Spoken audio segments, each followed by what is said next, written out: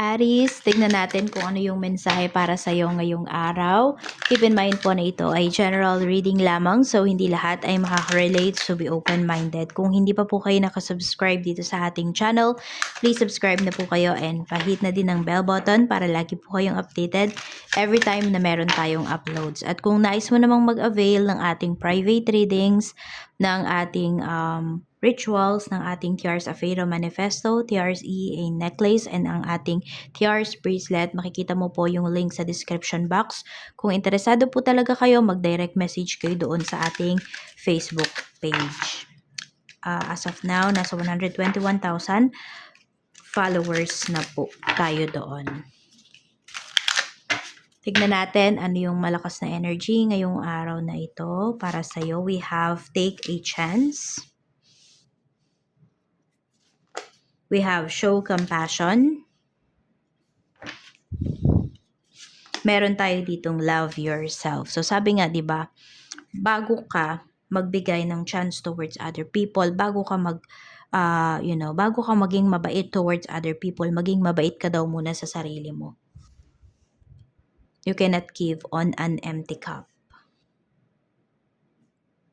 Tignan natin kung ano yung mga energies na yan. Saan ka dapat mag-take ng chance ngayong araw na to?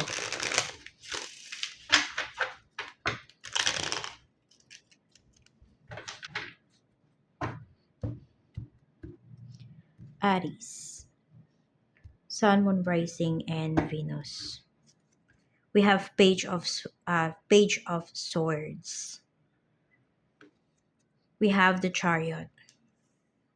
More on sa ano to success na paparating para sa'yo. So, pwedeng ito ay pagdating sa trabaho, kung may ino-offer man sa'yo dito, or meron kang ideas pagdating dun sa, sabihin natin, sa pagkita, sa, pag-unlad mo, huwag kang matakot. Take a chance. Take a leap of faith. Yun yung sinasabi sa'yo. Kasi, ang katumbas niyaan is paglago. No? Yan. Pag-grow mo. Lalo na sa financial. Yan ang pinapakita dito.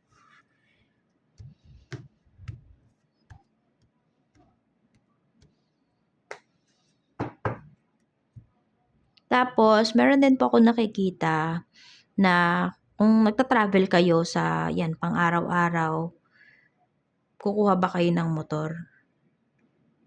Baka kasi mas mapagaan yung, sabi natin, yung pag-travel mo, 'di ba?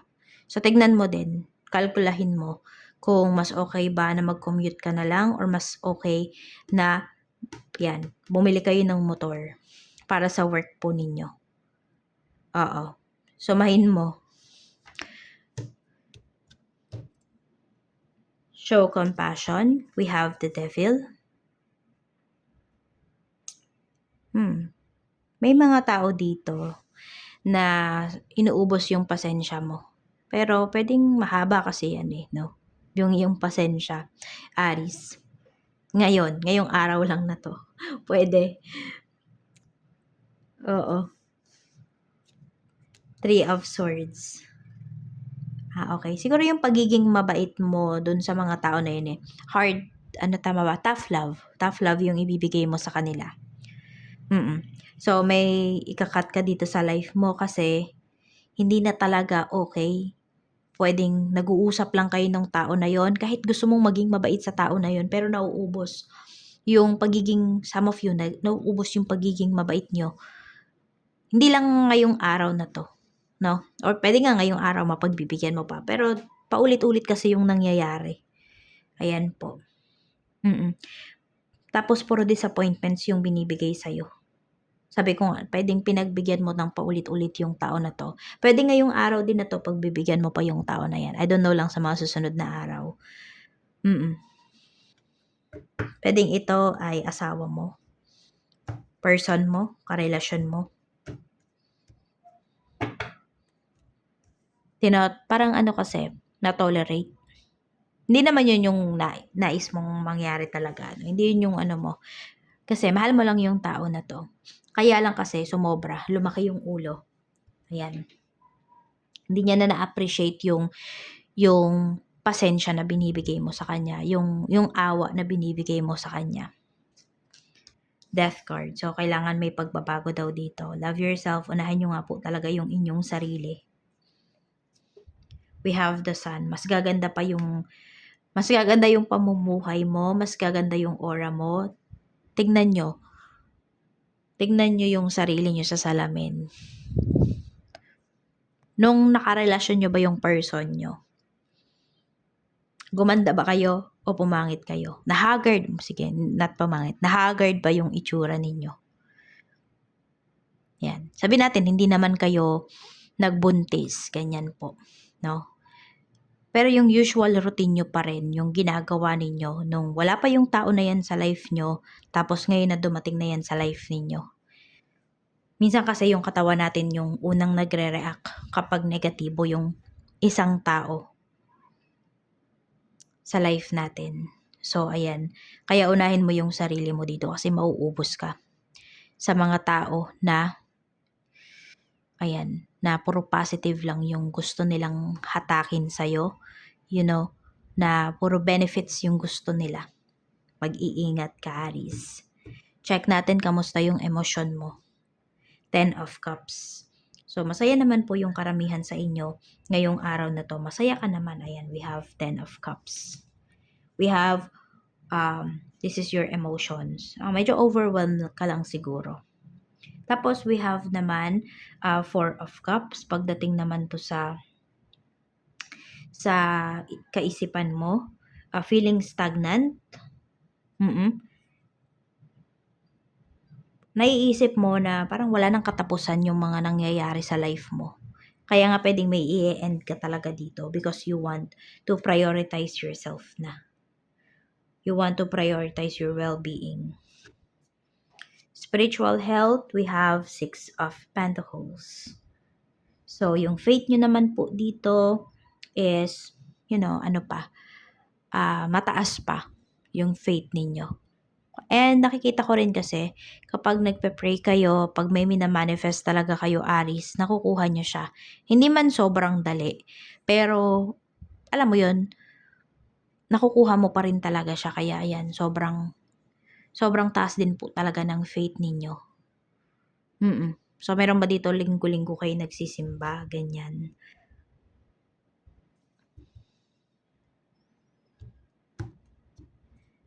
Tingnan natin. So, medyo ang dami ngang negative sa paligid mo. Kaya, ingatan mo talaga yung energy mo. Check natin 3 blessings na marireceive mo today. Pwedeng ito is usual lang. Pwedeng ito ay big blessings or small blessings. Nasa pag-a-appreciate nyo na lang po ito. We have 4 of Swords. Makakatulog kayo ng maayos ngayong araw na to. O basta, pagkagising mo, fresh yung energy mo. Yan. Yung parang nakapagpahinga ka talaga ng maayos. Mind, body, and heart. Ganyan. We have Knight of Pentacles. May mga solusyon sa mga problema mo. So, dahil nga makakatulog ka ng maayos, yan, pagkagising mo, mas makapag-isip ka rin ng maayos. Tapos may ibang opportunity din dito para sa'yo. Knight of Pentacles. May marireceive kang money towards sa isang tao. Ayan, galing sa isang tao, isang lalaki. Ayan po. Pwedeng ito ay magbabayad ng utang sa'yo or meron kang bonus dito sa tao na to. Pwedeng may ibibigay siya sa'yo. May gift ka na marireceive. Kahit hindi mo birthday. We have 2 of Cups. So, pwedeng ito ay sa asawa mo for some of you. Or karelasyon po ninyo. Parang extra effort ang bibigay sa'yo ng taong to ngayon. Energy ng mga makakasalumuha mo today. Yung malakas na energy. 7 of Pentacles. Mga namomroblema sa pera. Meron din namomroblema sa health. So, wag mong i-absorb ha. Yan, kasi iba sa inyo empath. So, baka na-absorb ninyo yung mga negative energies talaga ng ibang tao. So, protect yourself. Protect your energy.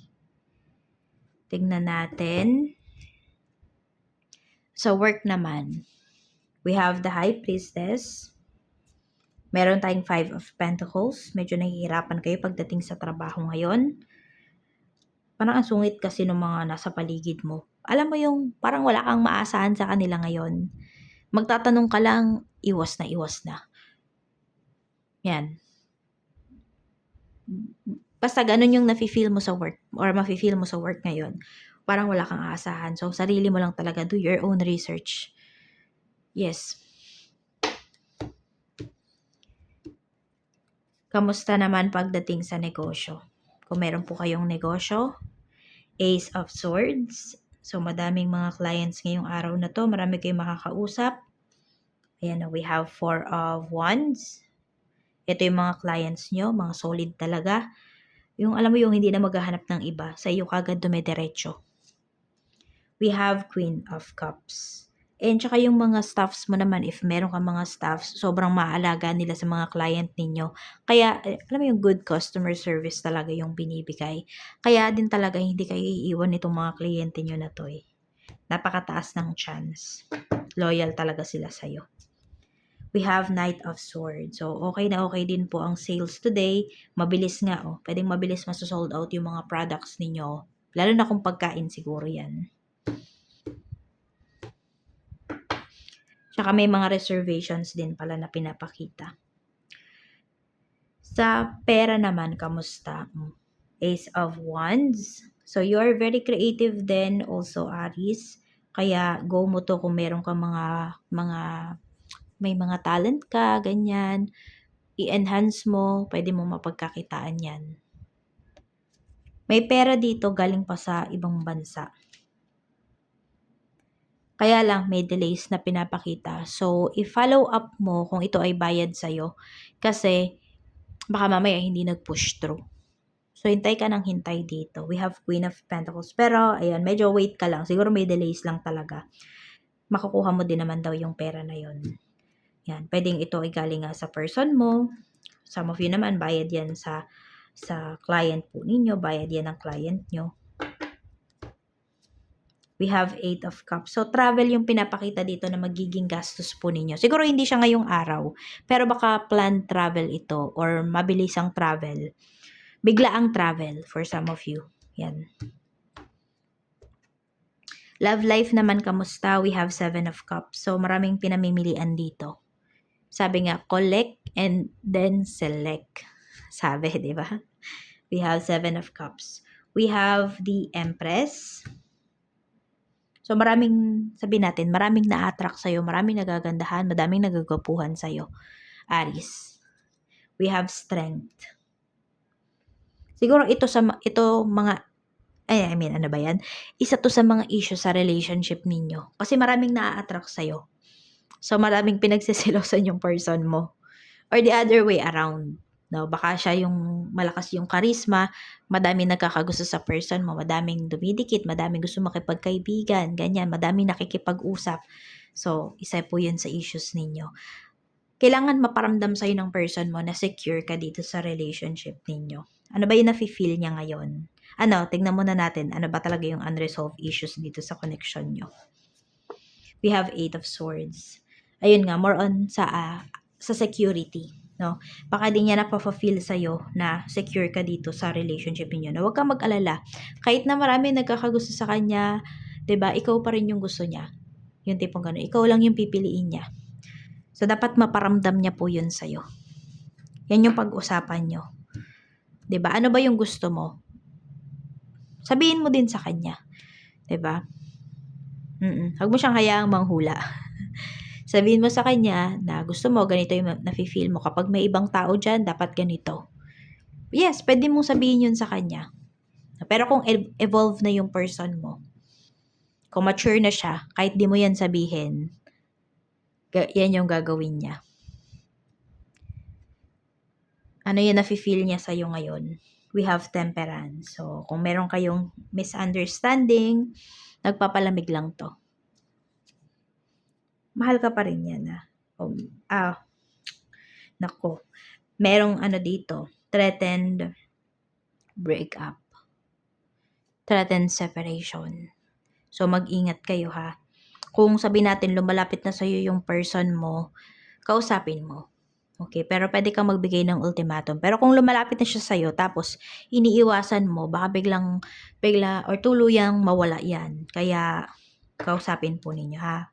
Communication, napakahalaga niyan. Actions na gagawin niya. Mag-e-effort naman po sa'yo. Kakausapin ka rin talaga niya. Give it 2 weeks. Yun na yung pinakamatagal. After 2 weeks, it's up to you kung ikaw ba yung mauunang mag-message towards your person. Pero medyo matagal yung 2 weeks, no? Mensahe pa para sa'yo, Aries. Light and love, sabi dito. Your purpose is to bring divine healing, light, and love to this world.